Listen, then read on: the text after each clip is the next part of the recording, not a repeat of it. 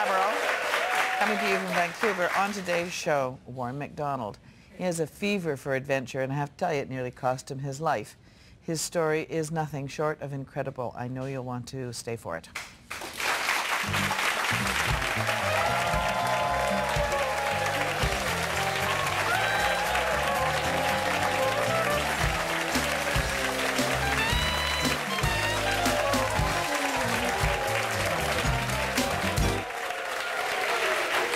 Warren Macdonald is here today. He lost both his legs following a hiking accident in Australia, from where he comes, in 1997. Since then, he has gone on to climb some of the world's most challenging mountains, including the cliff face of El Capitan and in Africa, Mount Kilimanjaro. Now, he's just written a book about his experiences, A Test of Will, which it surely is. This is Warren Macdonald. Yay. Hey, Vicki. Hello. Well, I can't imagine, I mean, hard enough to go through what you went through, but to then have to go through it all again and write about it. Yeah. You were very candid. Candid, yeah, and I totally underestimated the writing process, if you like. Yeah. People had said to me, you sure you want to do that to yourself, you know? Do you really want to relive the experience through writing it down? And I very nonchalantly turned around and said, well, hey, I went through it for real. How hard can it be? But it was tough. Most of the book's written in the middle of the night, from say midnight till 8 a.m. When you couldn't sleep, or when you... Yeah, when the phone doesn't ring, you know, usually. But I mean, you've been out on the speaking circuit for a while now, and so the book to back it up and so on, I think, just to clarify your ideas, I think, and what had happened to you. Oh, so, okay, so can you, let's go through it. You were a mad keen hiker. Yeah. Yeah, and off you went. That was me. Yeah. So what happened that day, those days? I was pretty much, I was in the classic wrong place, wrong time scenario. You know, I was on an island, a remote island in far north Queensland, and you know, I hooked up with a guy. We actually met on the beach the day before. We'd both gone to the island separately, and we were out to do a hike, and sort of got together, and both of us independently had been looking up at the highest point on the island and decided, hey, let's have a crack at it and go and climb that thing. And yeah, interesting decision in hindsight. Yes, well, I mean, it started out, I guess, all right, except that you have to have a permit to climb this mountain? Well... Or not? Supposedly, yeah. Right. Is that like sort of filing a flight plan, so if something happens to you, you know, people know where you are? Yeah, that's part of it. Yeah. Part of it, Gerd actually did have a permit to climb, and you know, I didn't, but at the end of the day, I wasn't going to let him. Probably would have been stupid to let him go up there on his own. Yeah. But yeah, that was interesting. That permit thing came up back in Australia, and yeah, we sort of. I don't know, it's one of those things. I mean, hiking sort of ethics dictate that you definitely don't want to be out there on your own, and you want somebody to know where you've gone. Exactly. And so you start hiking, but you're truly bushwhacking. There is no trail, or you don't know where it is? There is no trail. There is no trail. There's no trail. I'm going to start talking like you. It's a no. It's a pretty tough hike. Yeah. You know? It's definitely not for the faint-hearted.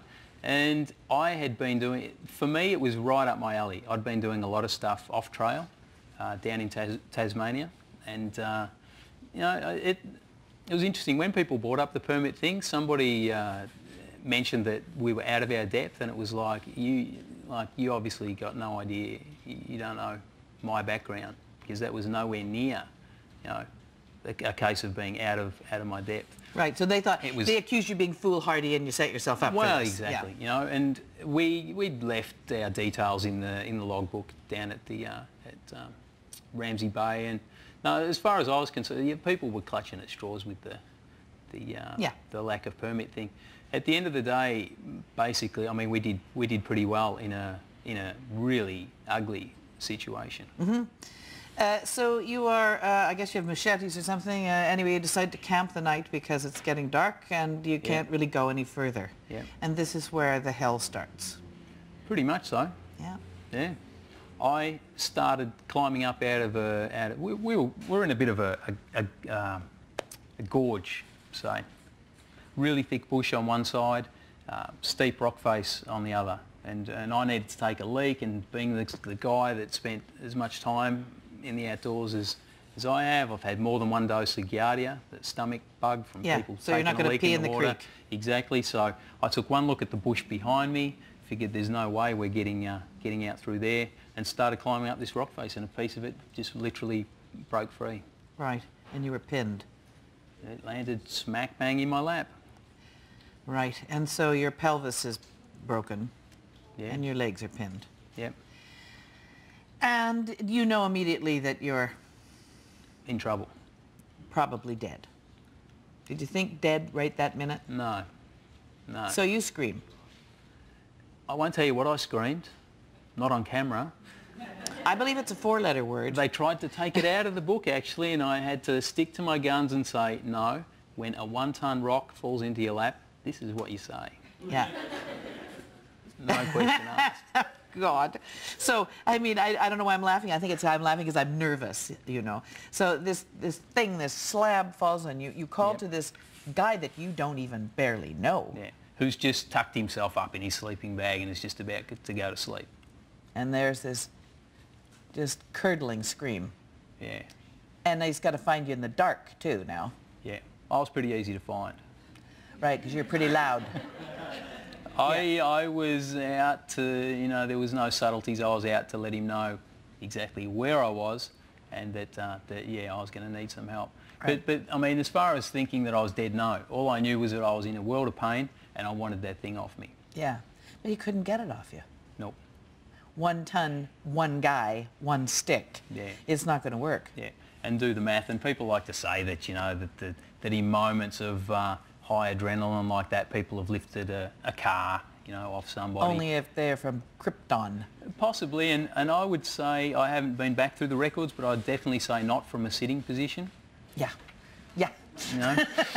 We'll be right. We'll continue this saga right after this.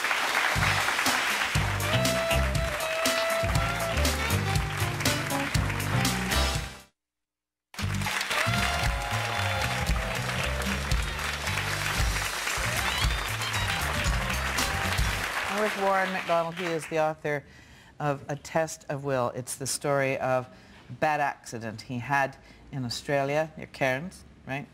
It was south of Cairns, near there? Yeah, south of Cairns, between Cairns and Townsville. Right. And his subsequent double amputation and his recovery from that. All right, we're still at the rock's not gone yet. So Still this there. guy, whose name you barely pronounce yet, he's Dutch, I guess, is he? Geert van Koolen. Yeah, bless his little heart. He, in the morning, in the morning he treks out.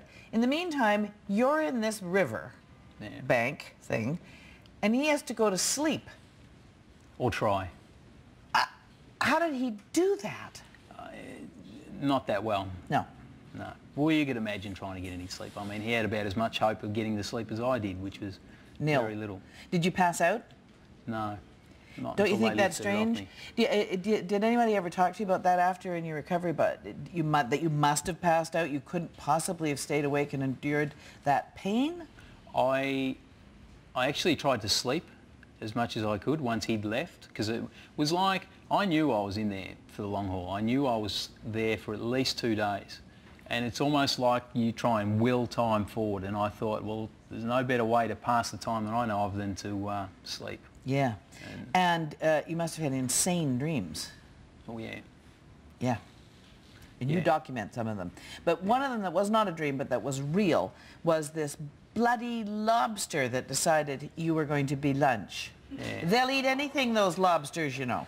Now, that was weird. I mean, the whole thing, it just felt like I was in a really weird movie. I actually quoted, you know, I felt like I was in a David Naked Lynch Lunch. movie. Yeah. The Naked Lunch. Well, there was a few lunch sittings, as it turned out.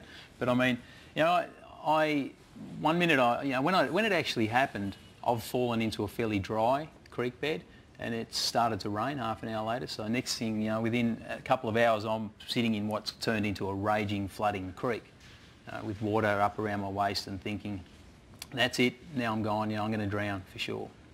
And it couldn't come up of enough water so that you could have